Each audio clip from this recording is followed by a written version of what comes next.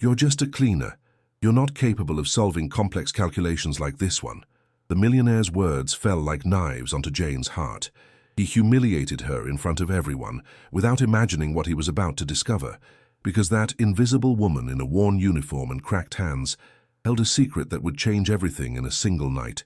What happened next left everyone in shock, and when she picked up the marker and wrote on the whiteboard, the silence was deafening. Like this, if you want to know what Jane wrote, it's not just a click, it's telling the algorithm this story deserves to be seen. Comment how you think this story will end. Will she triumph? Will she be fired? Your intuition might be right. And if you still haven't subscribed, it costs you nothing, but for us it means the entire world.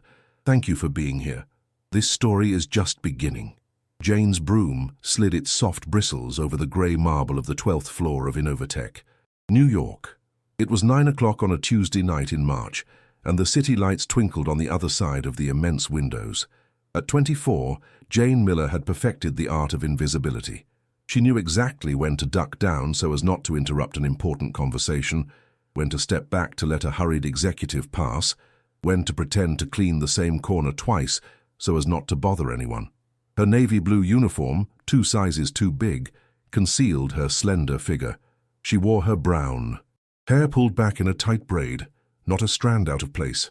Her hands, small yet strong, held the wooden stick with a familiarity that spoke of months of routine. On her oval face, with soft features and fair skin scattered with barely visible freckles, lived hazel eyes that observed everything, even if they seemed to be looking at nothing. The Innovatech building was a colossus of glass and steel in New York's financial district, with 22 floors dedicated to developing cutting-edge technology. The 12th floor housed the computational engineering department, where algorithms were hatched that moved millions of dollars in international markets. Here, the brightest minds in America, according to themselves, solved problems that changed industries. Jane passed by the offices with glass walls, where stragglers still remained in front of their screens. No one looked up. She was part of the furniture, like the artificial plants or the minimalist paintings that decorated the hallways. She preferred it that way. Invisibility hurt less than contempt. While emptying a wastebasket, her eyes unintentionally caught a glimpse of a white whiteboard at the back of the main conference room. Equations, many of them. A complex system of partial derivatives, nonlinear boundary conditions, coupling terms. She immediately recognized the structure, a dynamic optimization problem with tensorial constraints. She quickly looked away. It was none of her business. Wednesday dawned gray, with low clouds threatening rain. Jane arrived at the building at 6 in the evening, as always, greeting Robert, the night shift security guard, with a timid gesture. He returned the smile, one of the few who saw her as a person, not a function. She took the service elevator up to the 12th floor. Upon exiting, she felt the tension in the air before she saw it. Raised voices emerged from the boardroom. Through the glass, she distinguished Ryan Mendez, the technical director, gesticulating violently in front of 6 engineers who looked at him with a mixture of terror and exhaustion. Ryan was 38 and had the air of someone who had never been contradicted. Tall, with broad shoulders always encased in designer shirts rolled up to his elbows, he wore his black hair perfectly slicked back with gel. His dark eyes, under thick eyebrows, could be charming in corporate presentations or ruthless in internal meetings. Tonight, they were the latter. 3 weeks, his voice pierced. The glass. 3 damn weeks stuck on the same spot. Is this why we hired the top graduates in the country? Jane began cleaning the adjacent hallway, close enough to hear, far enough not to be noticed. The problem is more complex than we anticipated, Ryan, ventured a young engineer with round glasses. The classical models don't converge with these parameters. Classical models? Ryan let out a dry laugh. Is that what I pay you 6-figure salaries for? To tell me the problem is difficult? He dropped a folder onto the table with a sharp thud.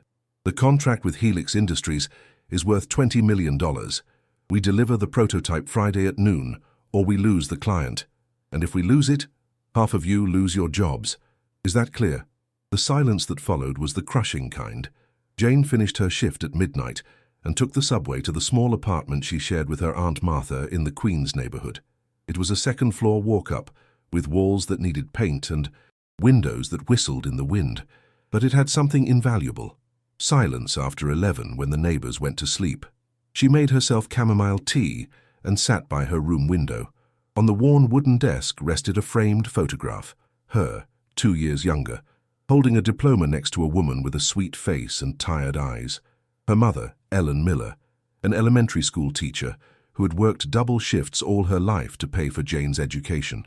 "Applied mathematics, Mom," Jane murmured, touching the glass of the frame. "I had a 3.9 GPA, full scholarship.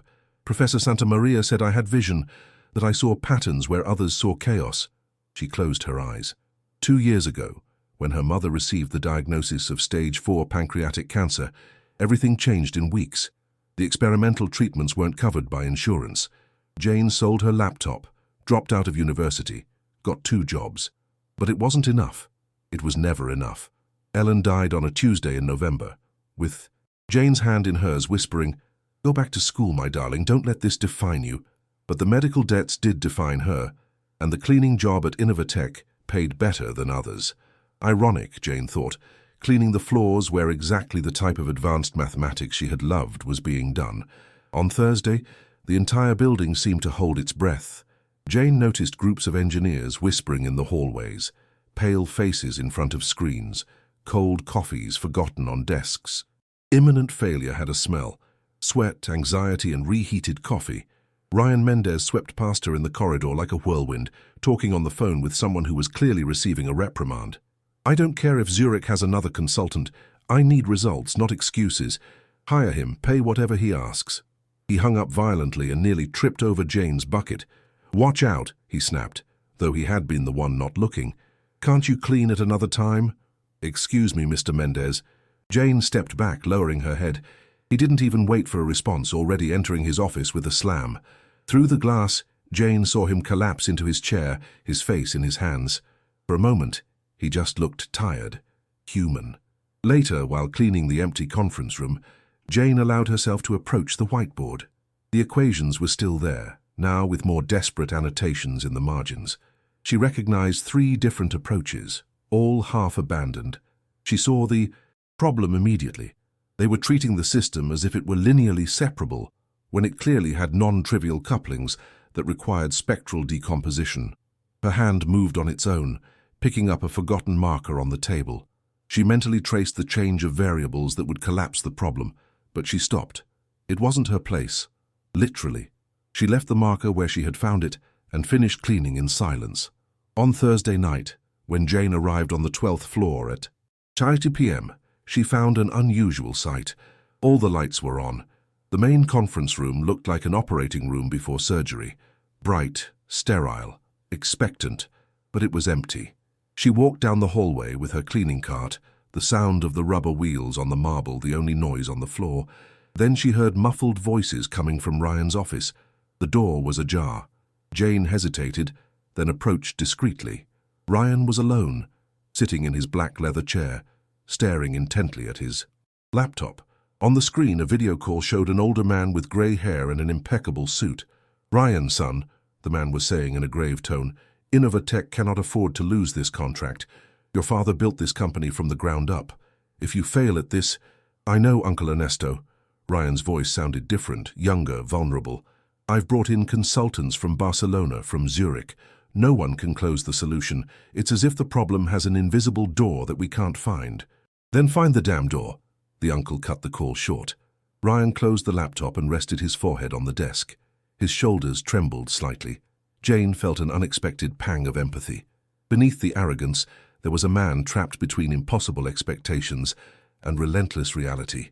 She walked away silently, but as she passed the conference room, her eyes found the whiteboard again. The equations called to her like a siren song. She knew the answer. She saw it with such clarity that it almost physically hurt not to be able to draw it. Why couldn't she? Because she was the cleaning lady. Because no one would listen. Because even if she tried, she would be ridiculed. But her mother had died, asking her not to let circumstances define her. Jane left the cart in the hallway. She entered the conference room. She took the blue marker with a steady hand and wrote in a clean corner of the whiteboard, "Tri-modal decomposition with non-linear iterative correction. The elegance is in the variable transformation, not brute force." Then she added, after a moment of doubt, her initial J. She put the marker away and quickly left, her heart pounding. She didn't know what would happen. Probably nothing. They would probably erase her note without reading it, assuming some prankster had gotten in. But at least she had tried. Friday dawned with a timid sun that barely broke through the clouds. Jane hadn't slept well.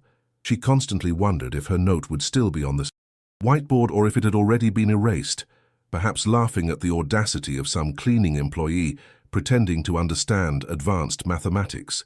She spent the day at her other job, cleaning private homes in the Upper East Side neighborhood.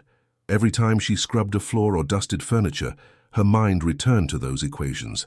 She visualized the modified Fourier transformation, the way the nonlinear terms could be reorganized as fundamental structure rather than perturbation. At 6. In the evening, she entered Innovatech. Robert greeted her from his guard booth. "Heads up, Jane," he warned with a knowing smile. "The 12th floor is in an uproar. Something happened." Jane's heart skipped a beat. She went up in the elevator with sweaty hands, gripping the handle of her bucket. When the doors opened on the 12th floor, she was greeted by a level of frantic activity she hadn't seen before. Engineers ran back and forth, excited voices bounced off the glass walls. Someone was uncorking a bottle of champagne in the break room, and in the midst of the chaos, Ryan Mendez stood in front of the conference room, looking at the whiteboard as if it contained the secrets of the universe. Next to him, 3 engineers were taking photographs with their phones. Jane froze in the hallway. "It's brilliant," she heard one of the engineers say, a bald man in his 40s. "Whoever wrote this understood what we didn't see in 3 weeks. The change of variables collapses the system's complexity." "But who was it?" asked a woman with short blonde hair. "It just says J. Jones? Jackson?" "It doesn't matter who," Ryan interrupted, his voice tight with contained excitement. "We implemented this 5 hours ago. The algorithm converges. The values are stable. Helix Industries just approved the prototype." A chorus of cheers erupted. Hugs, backslaps, tears of relief. Jane felt the floor move beneath her feet. Her note, her small anonymous contribution, had worked. She had saved the contract. She had validated years of studies she thought were lost, but no one knew it was her, and maybe it was better that way. She was about to retreat silently when Ryan's voice cut through the air. "I need to know who wrote this. Now." Silence fell over the 12th floor like a heavy blanket. Ryan turned, observing the faces of his team one by one. "Someone came into this room last night and solved in one line what we couldn't solve in weeks. I want to know who. They deserve recognition. And probably a raise." The engineers looked at each other, bewildered. Tacit denials, shrugs. "I left at 8, the bald engineer said. "The whiteboard was how we left it." "Me too," the blonde woman confirmed. "This appeared sometime between last night and this morning." Ryan frowned, thoughtful. His eyes scanned the room, then the hallway, until they landed on Jane, who stood motionless next to her cleaning cart, wishing she could truly become invisible. "You," he pointed at her. "Were you here?" "Last night." Jane felt 30 pairs of eyes fixed on her. She nodded slightly. "Yes, sir, I clean this floor every night." "Did you see anyone enter the conference room, anyone who wasn't part of the team?" She could lie. Deny it. Maintain her protective invisibility. Or she could do what her mother had taught her, have dignity. "It was me," she said, her voice firmer than she felt. "I wrote that note." The room exploded in laughter. Not cruel, but disbelieving, the kind you have when someone tells an absurd joke. "Come on," the bald engineer said, wiping away tears. "This is no time for jokes." But Ryan wasn't laughing. He was looking at her with an intensity Jane hadn't seen in him before, as if he were truly seeing her for the first time. "Are you serious?" he asked, completely. "Do you even know what modal decomposition is?" Jane held his gaze. "I know it's a dimensionality reduction technique for complex dynamic systems, where the problem is projected onto a basis of eigenmodes that capture the essential structure of the behavior. In your case, you needed to apply it with iterative correction, because the non-linear terms are not perturbative, but fundamental to convergence." The silence that followed was different, dense, uncomfortable. The blonde woman let out a nervous laugh. "Ryan, this is ridiculous. It can't be." "Why not?" Jane felt something ignite in her chest. "Because I clean floors? Because my uniform isn't designer? Because—" The woman hesitated. "Because it's not your job." "No," Jane corrected, taking a step forward. "My job is cleaning. But my education is in applied mathematics, Columbia University, 3.5 years with a full scholarship before I had to leave. Ryan raised a hand, silencing the murmurs. Prove it, he said simply. If it really was you, finish the solution. Here, now. Jane looked at the whiteboard, then at Ryan, then at the dozen engineers watching her with a mixture of skepticism and morbid curiosity. It was a trap, she knew. If she failed, it would be humiliation. If she succeeded, she wasn't sure what it would be, but she had already crossed the threshold. There was no turning back. I need space, she said calmly. The engineers moved aside, creating a semicircle around her and the whiteboard. Jane set her bucket down, rolled up her uniform sleeves, and took the blue marker. Her hands, accustomed to holding mops and rags, now held the instrument of her true calling. She began to write. First, she established the variable transformation she had hinted at in her note, a mapping function that converted the Cartesian coordinate system of the original problem into a phase space where the hidden symmetries became apparent. It wasn't a standard textbook transformation. It was one she had intuited by observing the particular structure of the couplings. Here, she explained as she wrote, her voice gaining confidence, the problem appears to be 6 coupled dimensions, but if you observe this rotational symmetry that no one noticed, you can reduce it to 4 effective dimensions. She traced the equations with surgical precision. The terms reorganized under her marker, like soldiers obeying orders. She applied modal decomposition, identifying the 3 dominant modes that captured 97% of the system's dynamics.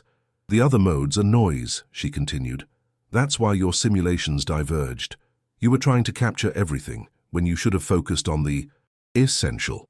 She wrote the nonlinear iterative correction, a modified fixed-point scheme that guaranteed convergence even in regions where the behavior became chaotic. And finally, she concluded after 15 minutes of continuous writing, here is the convergence criterion. If you implement it this way, your algorithm should stabilize in less than 20 iterations with 10 significant digits of accuracy. She dropped the marker and turned to her silent audience. The bald engineer's mouth was open. The blonde woman was staring at the whiteboard, as if it were text in an alien language. Others urgently took photos, murmuring among themselves. Ryan Mendez slowly walked toward the whiteboard. He studied the equations for what seemed like an eternity. Then he took out his phone and dialed a number. Professor Gutierrez, he said when someone answered. This is Ryan Mendez from Innovatech. I apologize for bothering you on a Friday night, but I need you to see something. I'm sending you a photo now. Silence while he sent the images of the whiteboard. More silence while the professor, presumably a respected mathematician, examined the photos on the other end of the line. Where did you get this? The woman's voice came out metallic from the speaker. Ryan, this is doctoral level. The approach is completely original. It's not in any paper I know of. Ryan looked at Jane. A colleague developed it. Tell your colleague to publish this. Immediately. It's a genuine breakthrough in optimal control theory. Ryan hung up. He stared at Jane for a long moment, and in his dark eyes was something she had never seen directed toward her. Respect. Jane. His voice was hoarse. I'm sorry.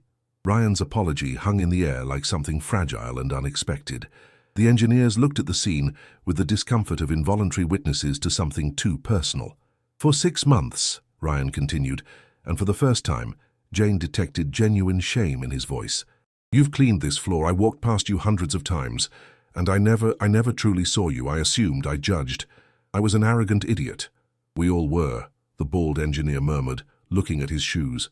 Jane crossed her arms, not defensively, but protecting herself from emotions that threatened to overflow. 2 years of silent pain, of trampled dignity, of ignored talent, struggled to emerge as tears that she refused to shed in front of them. It's not just that you didn't see me, she finally said. It's that you chose not to see me, because it was easier to assume that someone who cleans floors can't have a brilliant mind. That talent only exists where it looks well-dressed. The blonde woman stepped forward. You're right, she admitted with a trembling voice. I apologize, truly. What is your name, anyway? Jane Miller. Sophia Torres, head of the simulation team, or I was, because after what you just demonstrated, you probably should be. I don't want your Job? Jane replied without resentment, but I appreciate the recognition. Ryan approached, maintaining a respectful distance. Jane, we need to talk. Privately, if you're okay with that. She nodded and followed him into his office, aware of the eyes following them. Ryan closed the glass door but left the blinds open, a gesture of transparency that didn't go unnoticed. Please sit. He motioned to one of the leather chairs facing his minimalist desk. Jane remained standing, not out of defiance, but because after months of cleaning that office, sitting in it as an equal felt surreal. Please, Ryan insisted gently. She sat down. The chair was incredibly comfortable, designed for long hours of work.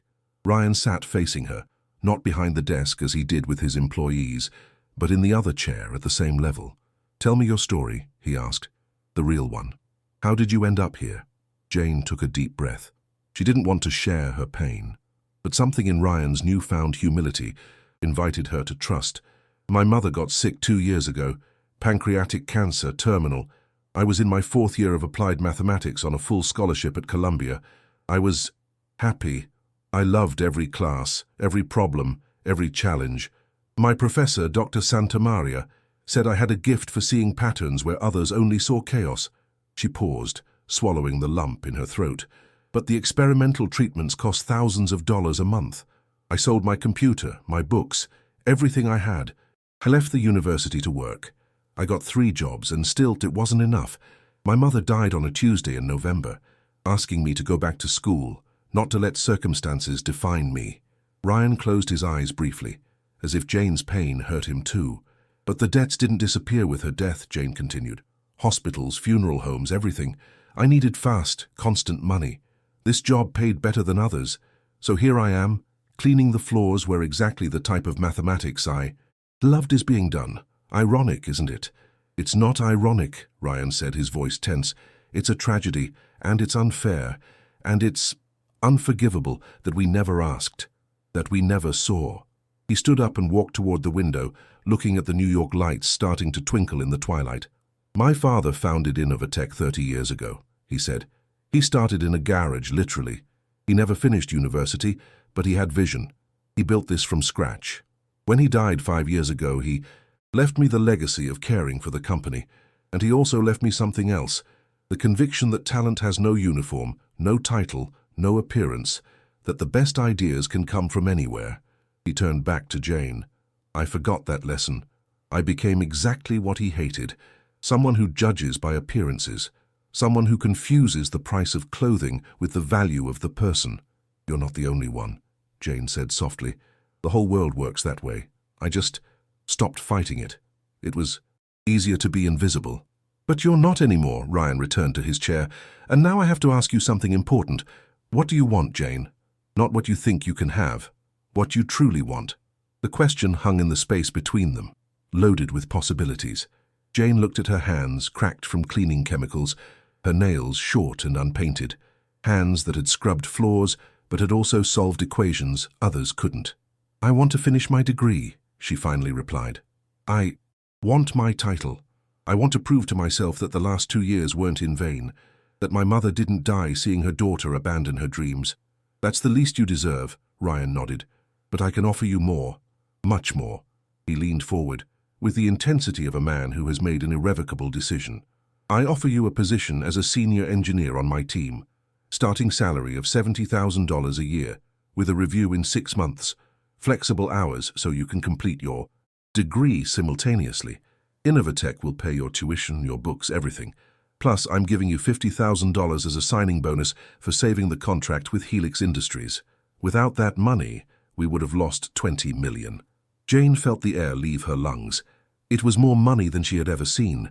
She could pay off all her mother's debts. She could breathe for the first time in 2 years. But something didn't quite fit. Why? She asked. Don't do it out of guilt, Ryan. I don't want charity disguised as a job. It's not charity, he replied firmly. It's justice, it's recognition of pure merit. You are brilliant, Jane. Truly brilliant. In 15 minutes you did what my entire team couldn't do in 3 weeks. That's not luck, it's exceptional talent. And I'd be a bigger idiot than I already was if I let you get away. Jane felt tears threatening her eyes. She blinked hard to hold them back. I need to think about it, she murmured. Ryan nodded, understanding. Take the weekend. But Jane, there's something else I need to tell you. Something I need you to understand." He stood up and walked toward a bookshelf where several frames with diplomas and awards rested. He picked up one in particular and showed it to her. It was an old black-and-white photograph of a young man in grease-stained overalls, smiling in front of a mechanic's workshop. "My father, Esteban Mendez, son of Andalusian immigrants, he grew up in absolute poverty. He worked as a mechanic for 20 years before having his first idea for a software patent. Everyone laughed at him. A mechanic doing programming. But he persisted, and he was right." Ryan carefully set the frame down. He built this company on the philosophy that talent is everywhere, but opportunities are not. He promised that Innovatech would never judge anyone by their origin, only by their ability. And I broke that promise. I judged you by your uniform instead of asking who you really were. His voice cracked slightly. "So no, Jane, it's not charity. It's keeping the promise I made to my dead father. It's doing things right." Finally, Jane stood up, walked toward him, and in an impulse that surprised even herself, took his hand. "Thank you," she said simply, "for seeing me." Finally. The weekend passed in a haze. Jane walked around New York with Ryan's offer echoing in her mind like a bell that wouldn't stop ringing. She visited her mother's grave in the cemetery in Queens, knelt on the soil, damp from recent rain, and cried as she hadn't cried in months. "I did it, Mom," she whispered. "Or maybe you did it, guiding me from somewhere. I don't know, but someone finally saw me." On Sunday afternoon, sitting in her small room with cracked walls, Jane opened her old laptop, bought second-hand with her first cleaning paycheck, and searched for information about Columbia University. The new semester started in 3 weeks. If she hurried, she could re-enroll. She could go back. She thought of Mary, the cleaning colleague on the 8th floor, who had studied chemistry but never finished due to lack of resources. She thought of Robert, the security guard who took night courses in business administration between shifts. She thought of Claudia, from the cafeteria, whose notebooks were full of designs that rivaled any professional. All invisible, all ignored, all with untold stories. An idea began to form in her mind. On Monday morning, Jane entered Innovatech at 9 a.m., not 6 p.m. She wore her best clothes, simple but dignified black pants and a white blouse, and carried a folder under her arm. The day shift security guards looked at her with confusion until Robert, who was working overtime, explained who she was. "That's Jane," he said with evident pride. "The math genius who saved the multi-million-dollar contract." Because, of course, in a 22-story building, news travels faster than the elevator. Jane went up to the 12th floor. The atmosphere was completely different from her night shifts. Natural light flooded the spaces. Animated conversations filled the hallways. The smell of fresh coffee replaced that of cleaning chemicals. Ryan came out of his office when he saw her, a genuine smile illuminating his face. "Jane, I was afraid you wouldn't come back. I came to accept your offer," she said. "But with conditions." Ryan raised an eyebrow, intrigued. "I'm all ears." They went into the conference room, the same one where everything had begun, and Jane spread her folder on the table. It contained 3 sheets with handwritten information. Mary Alvarez, 8th floor cleaning shift, 32 years old. Studied 3 years of chemical engineering at the University of Texas. Had to drop out when her father became disabled and she became the family's sole provider. She's brilliant at organic chemistry. Ryan took the sheet, reading it with increasing attention. Robert Johnson, night shift security, 28 years old, finishing his 5th semester of business administration in a night program at NYU, 3.6 GPA, excellent in project management and logistics. And Claudia Moreno, from the cafeteria, 22 years old, self-taught in graphic design. Her portfolio, Jane pulled out a USB, is here. It's better than any junior designer you've recently hired. Ryan looked up from the sheets, his eyes shining with comprehension. "You want me to give them opportunities. I want Innovatech to truly fulfill your father's promise," Jane corrected. "That talent everywhere has opportunities here, not just me. Everyone who has been invisible for too long." Ryan leaned back in his chair, a slow smile spreading across his face. "You know what? You're right. Completely right. But it's not enough to just give them jobs. We need a formal program, a hidden talent initiative, scholarships, mentoring, professional development pathways. He stood up with renewed energy. And you are going to lead it. It will be your project, Jane. Your legacy. No, Jane shook her head. I'm just starting out. I need to finish my degree, learn, grow. But I can help launch it. I can be the first success story to inspire others. Then you'll be the program's ambassador, Ryan proposed. You'll work in engineering, finish your degree, and help identify and support other hidden talents in the company. What do you say? Jane extended her hand. It's a deal. The following weeks were a whirlwind. Jane re-enrolled at Columbia University as a part-time student, with Innovatech covering all expenses. Her first task at the company was to fully integrate the algorithm solution, working side by side with Sofia Torres and the engineering team. The dynamic had radically changed. She was no longer the cleaning lady.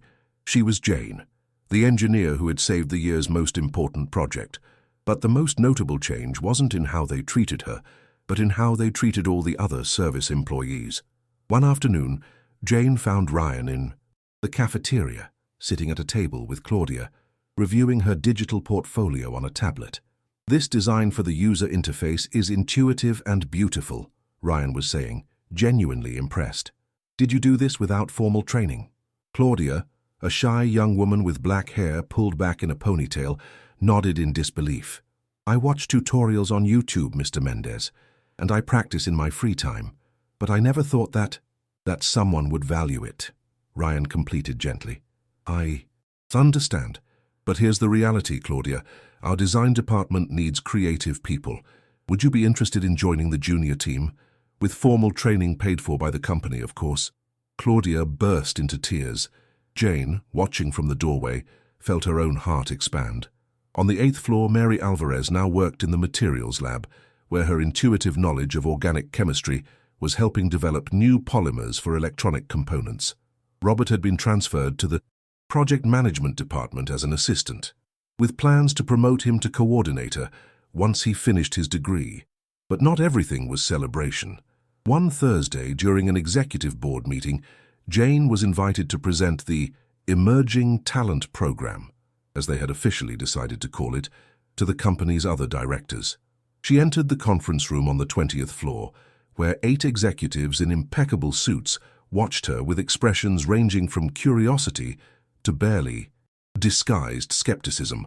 Ms. Miller, the financial director, a 50-year-old man with neatly cut grey hair, greeted her. We've heard a lot about you. Ryan has explained your proposal, but I have some concerns. Jane sat across from them, remaining calm. Go ahead.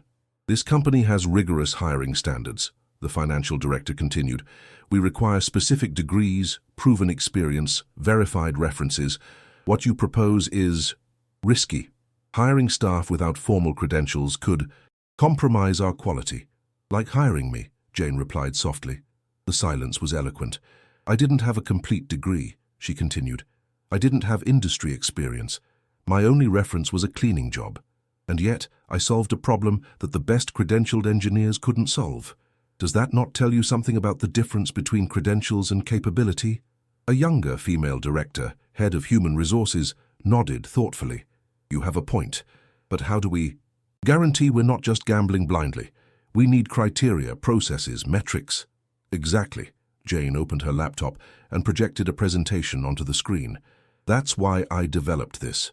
Over the next hour, Jane presented a structured program with 3 phases: talent identification through specific skills assessments instead of degrees, intensive 6-month mentoring with experienced professionals, and performance evaluation before permanent contracts. It's not charity, she emphasized. It's smart investment. Studies show that the loyalty of employees who receive second chances is 40% higher than average.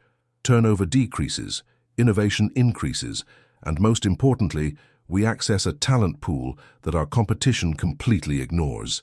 The financial director crossed his arms, but his expression had changed from skeptical to contemplative. And the cost? Lower than traditional recruitment at elite universities, Jane replied. We pay for specific training instead of generic degrees, and the results are already here. Mary just identified an optimization in our materials process that will save us $200,000 annually. Robert reorganized the 12th floor logistics, increasing efficiency by 23%. Claudia redesigned our internal app, and user satisfaction rose from 6.2 to 8.9 in just 2 weeks. Numbers, data, results, the language the executives understood. When Jane finished her presentation, the financial director was the first to speak. I propose. We approve the program as a 6-month pilot. Initial budget of $300,000. If the results are as good as the preliminary ones, we expand it. One by one, the directors nodded. Ryan, sitting at the end of the table, smiled with pride. 6 months later, on a September afternoon where the New York heat was beginning to give way to autumn, Jane walked through the hallways of Columbia University, carrying a folder with her thesis project. She had completed all her pending credits, and was weeks away from officially graduating. The mathematics building, with its white-tiled hallways and smell of chalk, brought back bittersweet memories. 2 years ago, she had left these classrooms with a broken heart. Now she returned victorious, but also transformed. She was no longer the naive girl who believed that talent was enough. She knew now that talent without opportunity was like a seed in barren soil. Jane? Jane Miller? She turned and found Professor Santamaria, her former mentor, walking toward her with an incredulous smile. Professor? Jane felt a wave of emotion. The professor, a 60-year-old man with a grey beard and kind eyes behind thick glasses, hugged her with genuine affection. Rumors of your return reached me, but I didn't believe it. When you left 2 years ago, I thought we had lost one of the brightest mathematical minds I've known in 40 years of teaching. You almost lost me, Jane admitted. But things changed while they drank coffee in the campus cafeteria. Jane told him everything. Her cleaning job, the algorithm problem, the confrontation, the emerging talent program. Professor Santamaria listened with growing astonishment. Extraordinary, he murmured when she finished. Jane, what you didn't just solve a technical problem. You challenged an entire system, an entire culture of prejudice disguised as meritocracy. I didn't do it alone, Jane replied. Ryan Mendez had the humility to admit his mistake. That's rarer than any mathematical talent. True, the professor nodded. But you were the spark. And speaking of sparks, your solution to the optimization problem you described to me, I want to see it in detail. It could be publishable material in top-tier journals. Jane smiled. I'm already working on the paper. My master's thesis will be an expansion of that theory. In fact, that's why I came. I wanted to ask if you would accept to be my thesis advisor. Professor Santamaria's eyes misted slightly. It would be an honor, Jane. A true honor. Later that afternoon, Jane returned to Innovatech for a special meeting. The emerging talent program had grown beyond her initial expectations. What started with 3 people now included 17 employees from various departments: security guards, cleaning staff, cafeteria, maintenance, each with unique stories, each with hidden talents finally finding light. The conference room was packed. Jane recognized faces that had previously gone unnoticed. Carla, who cleaned the restrooms and turned out to be an exceptional self-taught programmer, Javier from maintenance, who had a natural gift for electrical engineering, Sandra from the cafeteria, whose language skills had made her the new international relations coordinator. Ryan opened the meeting with a visible expression of satisfaction. 6 months ago, this company was on the verge of a failure that would have been both financial and moral. Financial because we were going to lose a multi-million-dollar contract. Morale because we had lost sight of the values that founded us. He paused, looking directly at Jane.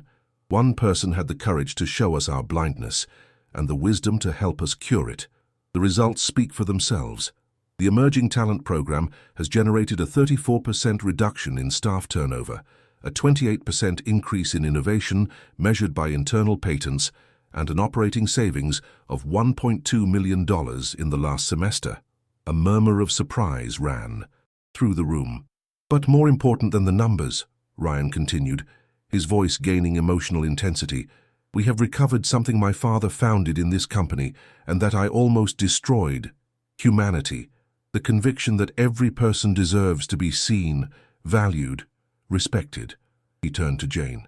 Therefore, the board has decided to create a new position, Director of Talent Development and Organizational Culture, and we want to offer it to you, Jane, with everything that implies: a voice in strategic decisions, your own budget, authority to transform not just this department, but the entire company. Jane felt the weight of 34 pairs of eyes on her. The silence in the room was dense with expectation. "I'm honored," she finally said. "Deeply honored.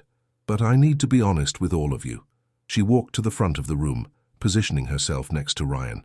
"I will accept the position, but with one condition that may seem strange. I want to continue coming in. Once a month at night to clean, not out of nostalgia or cheap symbolism, but as a reminder for me and for this company." The confusion was palpable. Ryan frowned, puzzled. "Why would you want to—" "Because it's easy to forget," Jane interrupted gently. "It's easy when you're in a big office with an important title to forget what it feels like to be invisible, to forget the humiliation of being ignored, the frustration of having ideas no one listens to. If I clean these floors one night a month, I will never forget, and I will never allow this company to forget." The silence that followed was different, reverent. Carla, the former programmer, stood up. "I want to do it too," she said, her voice trembling. "Clean one night a month, to remember." One by one, the other members of the program stood up, nodding. Javier, Sandra, Mary, Robert, Claudia, everyone. Ryan looked around, visibly moved. "Then so be it," he declared. "One night a month, all Innovatech executives and directors will clean alongside the service staff, not as a performance but as a practice of humility, as a reminder that dignity doesn't depend on the position but on shared humanity." The room erupted in applause, but Jane noticed that many had tears in their eyes. They weren't tears of sadness, but of something deeper: recognition, validation, the feeling that finally, after years of invisibility, someone had turned on the lights. 9 months later, on a Thursday in June, under a perfect blue sky, Jane Miller crossed the stage of the Columbia University Auditorium to receive her bachelor's degree in applied mathematics. She wore the traditional gown and cap, but also something more, a smile that radiated triumph, won with blood, sweat, and equations. In the audience, her Aunt Martha cried with pride. Next to her, Ryan Mendez applauded with genuine enthusiasm. And in the back rows, Jane spotted faces that filled her with joy. Mary, Robert, Claudia, Carla, Javier, Sandra. The entire emerging talent team had come to celebrate, but the seat that mattered most to her was empty. The seat where her mother, Ellen Miller, who had sacrificed so much for this moment to be possible, should have been. After the ceremony, while posing for photographs with her aunt and friends, she felt a hand on her shoulder. She turned and found Professor Santa Maria, smiling with paternal pride. "Your mother would be so proud," he said simply. Jane had to blink several times to hold back tears. "I know. Sometimes I feel like she's watching me, guiding me." "Perhaps she is," the professor replied softly. "But Jane, what you achieved here, that was all you. Your courage, your brilliance, your refusal to let circumstances define you." That afternoon, Innovatech hosted a reception in Jane's honor on the 20th floor, where normally only the highest-level executives entered. But that day, the doors were open to everyone: engineers, cleaning staff, security guards, cooks, receptionists. Hierarchy had been temporarily suspended in favor of something more important: community. Ryan called for silence by gently tapping his champagne glass with a spoon. "Less than a year ago," he began, "this company was on the verge of a failure that would have been both financial and moral. Financial, because we were going to lose a multi-million-dollar contract. Moral, because we had lost sight of the values that founded us." He looked at Jane, who was standing by the panoramic window surrounded by her program colleagues. One person changed all that, not with shouting or protests, but with something much more powerful: silent competence and unwavering dignity. Jane Miller taught us that talent has no uniform, that brilliance doesn't need pedigree, and that sometimes the most important answers come from the voices we've been trained not to hear. He raised his glass. "To Jane, to her mother, who sowed these seeds of determination, and to all the hidden talents who are finally finding their light." "To Jane," the chorus of voices resonated. Jane felt the warmth of 30 affectionate gazes. She approached the center of the room, accepting the small microphone Ryan handed her. "When I was 8 years old," she began, her voice clear but charged with emotion, "my mother took me to the Metropolitan Museum of Art. We stood in front of Velázquez's Las Meninas for what seemed like an eternity. I didn't understand what we were looking at. I just saw people in a painting. But she told me something I never forgot. Jane paused, organizing her thoughts. She told me, Jane, look closely. Velasquez painted himself into the picture, but not as the protagonist. He painted himself as the painter in the background, observing. Because sometimes the most important person in the room is the one no one notices, the one who works in silence, the one who creates without asking for applause. Her voice cracked slightly, but she continued. For 2 years, I was that invisible person. I worked in silence, creating cleanliness where there was dirt, but without a voice, without a face, and it hurts to be invisible. It hurts to be judged by your uniform instead of your mind. It hurts to spend every day next to people who look right through you as if you were a ghost. Several people in the room lowered their gaze, ashamed. But I learned something in those 2 years, Jane continued, her voice gaining strength. I learned that invisibility is not inherent to a person. It's a choice others make, a choice not to see, not to ask, not to recognize shared humanity. And if it's a choice, it can be changed. She looked directly at Ryan.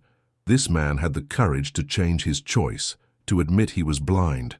That's harder than solving any equation, believe me. And then he went further.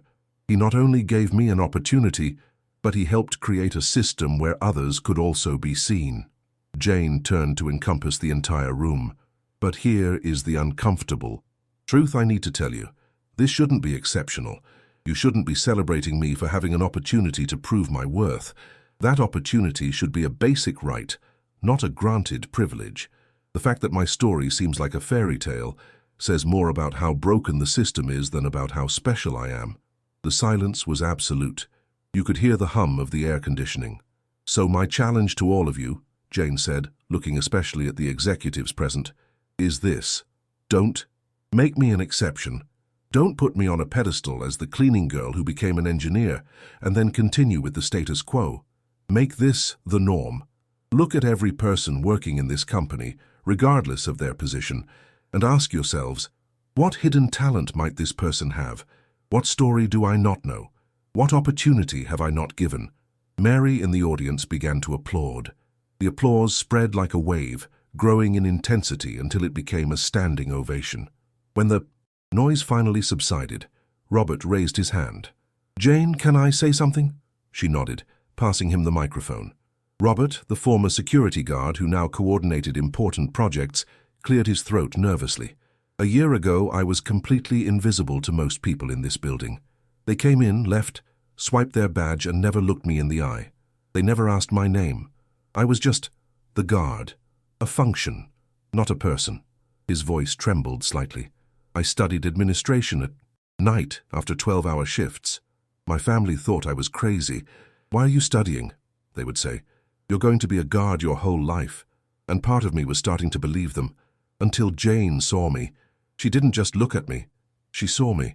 And when Ryan gave me this opportunity, at first I thought it was a mistake, that they would realize I didn't deserve to be here. Tears were running freely down his face now. But I do deserve it. We all deserve it. And the emerging talent. Program didn't give me an opportunity. It gave me back my dignity. It reminded me that my worth as a person doesn't depend on where I started, but on where I can go when someone finally lets me try. One by one, other members of the program shared similar stories. Carla spoke of crying in the bathroom at night after being treated like furniture by people whose mess she was cleaning up. Javier recalled the time an executive literally yelled at him for not fixing an outlet quickly enough, unaware that Javier had more knowledge of electrical systems than most hired engineers. Sandra, with her soft but firm voice, spoke of the day she heard an executive complain that the coffee girl didn't understand English when Sandra spoke 5 languages fluently. Each story was an emotional blow, a reminder of casual cruelty, of unconscious contempt, of the silent violence of invisibility. When everyone finished, Ryan took the microphone again. His face was tense with contained emotion. Hearing these stories, he said hoarsely, is like being given a mirror that shows the worst in yourself because I was that person. I yelled, I ignored, I assumed, and the only reason I changed was because an extraordinary woman forced me to see. But it shouldn't have required a dramatic event. It should have been obvious from the start that every person deserves basic respect, regardless of their role. He looked directly at his executive team. And if any of you, at any level of this company, continues to treat people as functions instead of humans, I will personally fire you. I don't care how valuable you are to the company, because if my father taught me anything, it's that a company without humanity is not worth saving. The weight of his words fell over the room like a declaration of war against the old culture. Jane walked over to Ryan and took the microphone one last time. "There's something else I need to say," she announced. "Something I've been preparing these past months." She signaled and the lights dimmed. On the large screen appeared the logo of a new foundation, Ellen Miller Foundation, Seeing the Invisible. "My mother sacrificed everything so I could study," Jane explained, her voice loaded with emotion. "And when she got sick, the system failed us. Not because the doctors were bad, but because the treatment cost more than a teacher and her daughter could afford. She died knowing I had had to abandon my dreams to care for her. And that guilt killed her as much as the cancer." She wiped away a tear that escaped.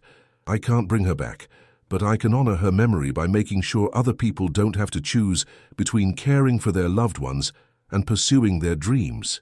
This foundation, financed with my bonus and contributions from Innovatech, will offer full scholarships to students who have had to leave university due to family emergencies. It will also pay for medical support for their families, so they never have to choose." The screen showed more details. A comprehensive program that included tuition, maintenance, psychological support, and medical assistance for sick relatives. "We already have 12 beneficiaries for the next academic cycle," Jane continued. 12 people who were exactly where I was 2 years ago. Brilliant, desperate, invisible. But they won't be anymore. Ryan approached, placing a hand on Jane's shoulder. "Innovatech commits to matching every dollar donated to the Ellen Miller Foundation," he announced. "And more. Any graduate of the program will be automatically considered for positions in our company, without prejudice, without barriers, just talent and opportunity." The room erupted in applause again, but this time mixed with tears. Not tears of sadness, but the tears of people who finally, after years of feeling disposable, felt valued. When the reception ended and the guests began to disperse, Jane stood alone by the panoramic window, looking at the New York, lights stretching to the horizon. The city seemed infinite from up there, full of untold stories of hidden talents, of people waiting to be seen. She felt a presence next to her and knew, without looking, that it was Ryan. "What are you thinking about?" he asked gently. "My mother," Jane replied, "about how she told me that mathematics was beautiful because it revealed hidden patterns in chaos, that the universe had an underlying order that we could only see if we knew where to look. She paused. "I think people are like that too.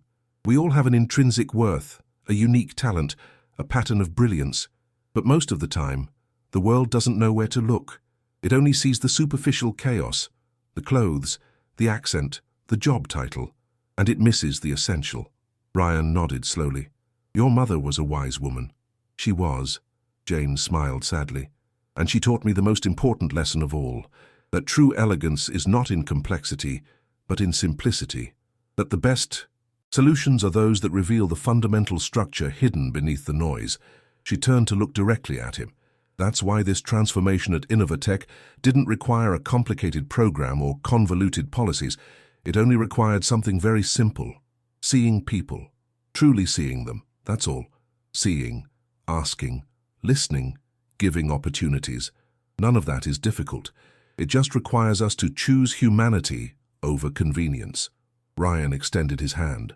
"Thank you, Jane, for teaching me to see again, for reminding me who I wanted to be when I started this company, for saving not just a contract, but my own humanity." Jane took his hand, but then surprised him by leaning in for a brief but sincere hug. "Thank you for having the humility to learn," she whispered. "That's rarer than any technical talent." When they separated, both had tears in their eyes, but they were smiling. Jane looked out at the view of New York from the 20th floor one last time. Tomorrow, she would return to her office on the 12th floor, where she would work on advanced algorithms while also coordinating the emerging talent program. And once a month, as she had promised, she would return to clean these floors, not out of nostalgia, but as a reminder because she had learned that true wisdom is not in forgetting where you came from, but in making sure the path you traveled is easier for those who come after. The invisible equations of life, dignity, respect, opportunity, were as important as any mathematical formula, and solving them required the same process: observing carefully, identifying hidden patterns, having the courage to challenge incorrect assumptions, and never, ever assuming that the first impression is the complete truth. As she left the building that night, Jane passed Carla, who now worked as a junior programmer but was voluntarily helping the night cleaning team. "Ready for the next impossible equation?" Carla joked. Jane smiled. "Always. But remember, there are no impossible equations. Just people who haven't yet found the right transformation of variables."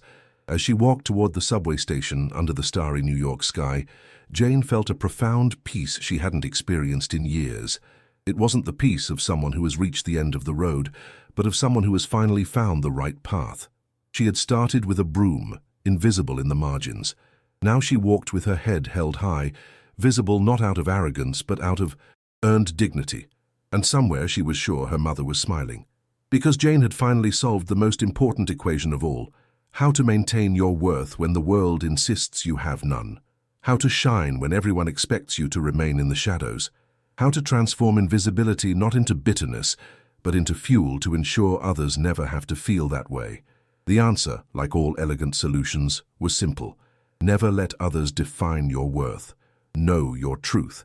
And when you finally have a voice, use it not to shout your own triumph, but to amplify the voices of those who are still being silenced.